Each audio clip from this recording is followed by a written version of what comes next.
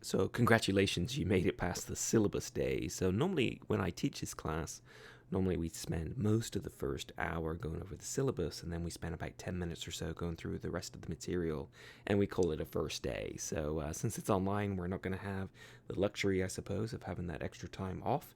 So the chapter 1 of the textbook is Matter in Life, and the question is, what exactly do we mean when we say chemistry? And unfortunately, I'm a chemist. I've been studying chemistry for way longer than I want to even tell you, actually. And I don't have a really good, snappy definition of chemistry. So some people have said that chemistry is the study of matter. And I suppose that's okay. I mean, it makes it sound kind of boring, but it really is to the point. And in particular, we study the properties of matter, and we study the transformations of matter. So we study the properties and the transformations of matter. So what exactly does that mean? Because that sounds kind of dull. Well, the properties of matter. So for instance, if you are wearing a bulletproof vest, the material has to be resistant to a bullet going through. If you are making a new battery for your iPhone 28, it has to have the property of lasting maybe for 82 months on a single charge. Transformations, we have to be able to take one thing and convert it into another. So we have to be able to take the oil out of the grain and convert it to bright purple dyes, or to medication or what have you. So we have to be able to transform and describe the properties of matter. So that's really what chemistry is all about. And if you ask yourself what exactly is matter, so matter is pretty much everything. And so my rough definition is it's just stuff. And by stuff, I mean that it has mass and it must have volume. So anything that doesn't have mass and volume is not considered matter. So when you think about it, there aren't too many things, right, that don't have mass and volume. So when you look around, I'm looking down, I'm wearing a blue and white check shirt, so it has mass and volume.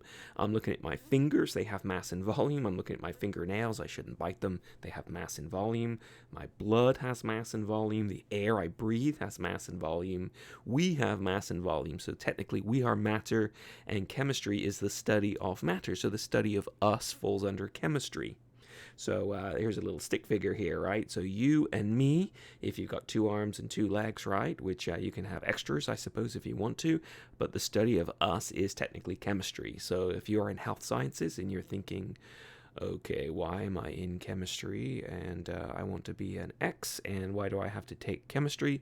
It's because that the study of us involves chemistry. So how exactly do we describe stuff? So how do we know what stuff we're looking at? So how do we tell a fingernail from a fleck of skin, or how do we tell a pill of aspirin from a pill of acetaminophen? So how can we describe matter? So how can we describe matter? So, in order for us to recognize something, how can we describe it? So, how can we recognize gold from brass, from, I don't know, yellow painted bits of lead, let's say? So, we have lots of different things that we can use to describe it. So, for example, we have things like color. We know that gold looks different than silver.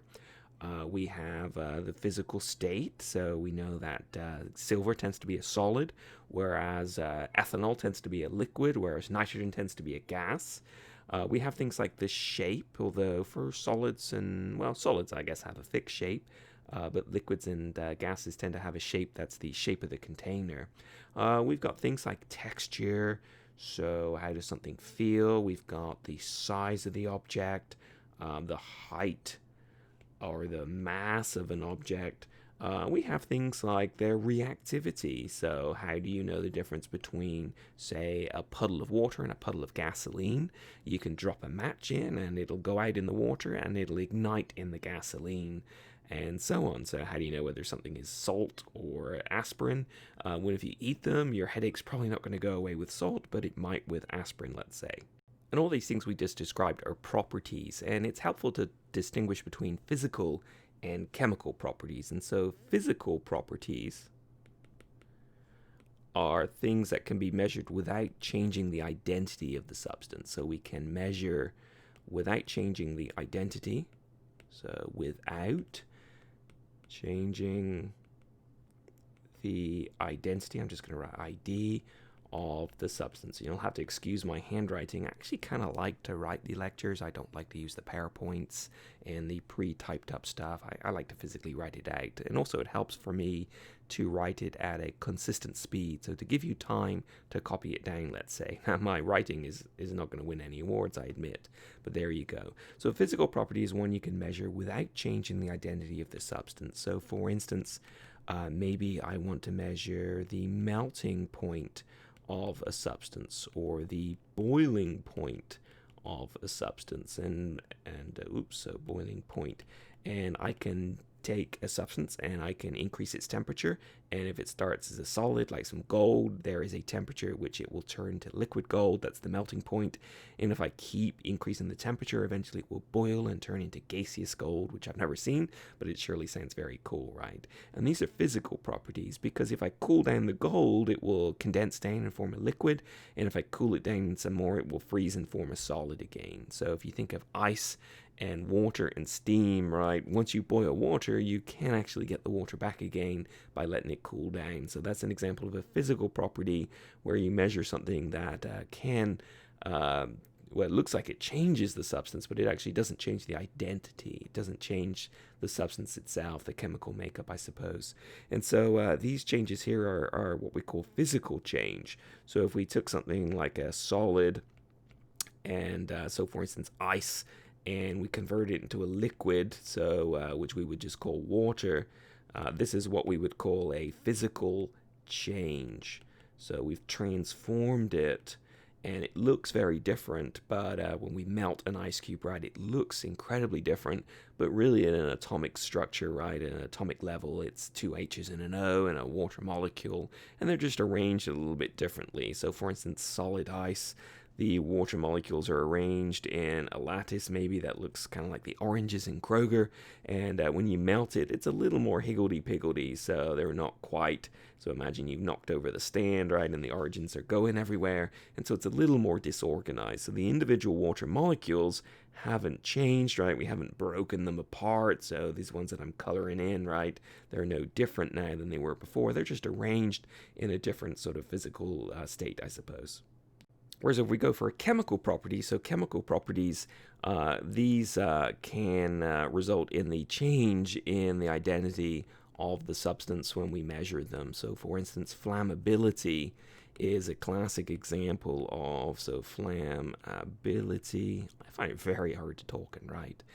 Classic example of a chemical property. So for instance, if you take water and you burn it, well, it doesn't burn at all, so it really doesn't change at all. But if you take gasoline and you burn it, so I'm just going to write a little arrow, we'll talk about these arrows and everything later, but this is just going to kind of keep me straight.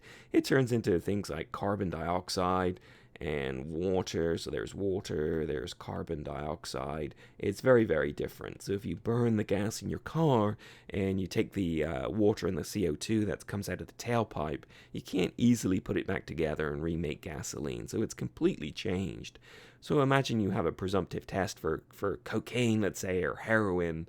Then some of the tests actually involve a chemical reagent. You put a drop or two in there, and it reacts, and it forms a beautiful red or a beautiful green color.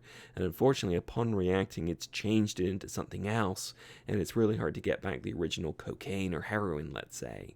Gasoline, right? It's really easy to see the flammability test, right? A little bit of gasoline vaporizes, catches on fire, whoosh, you got fireball, right? Whereas opposed to steam, whoosh, it doesn't turn into a fireball. So unfortunately, once you've burnt the gasoline, or if it was paper, let's say, very flammable, you can't get it back again. So these are destructive properties, aren't they? So if you were doing an analysis on something and you measured the physical property, you'd still have the substance at the end of the day. But if you measured a chemical property, it would be gone. So if you're trying to keep track of some evidence, let's say, in a crime lab, keep in mind your chemical properties lead to destruction of the substance, or it turns it into something else.